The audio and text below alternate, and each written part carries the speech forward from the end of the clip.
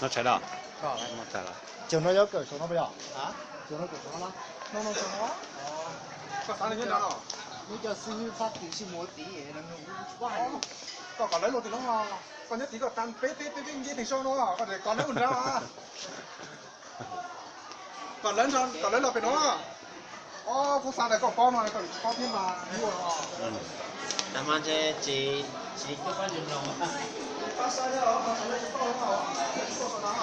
Nó là bên bác sĩ một cỡ nữa, một thành xó nó đây.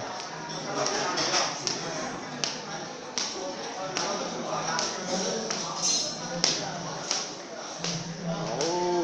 trả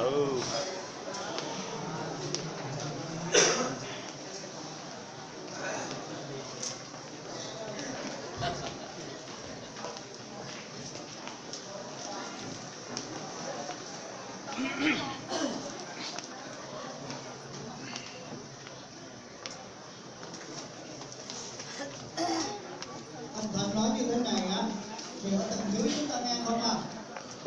Ông thần ở phòng ông ngồi dưới cuối cùng anh em có nghe không? Nghe hết rồi.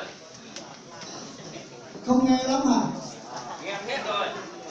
Sư phụ, cái một của nhà hàng nói như thế này ở dưới chúng ta cuối cùng có nghe được không à?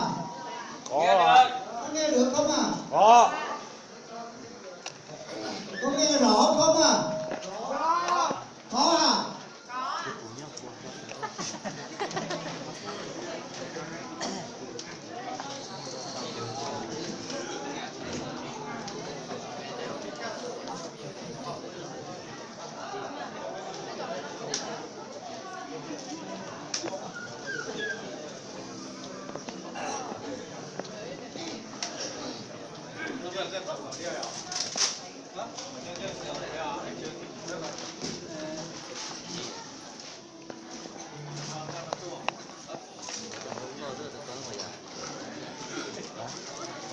Giả xuống này.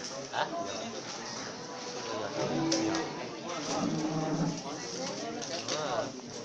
Cái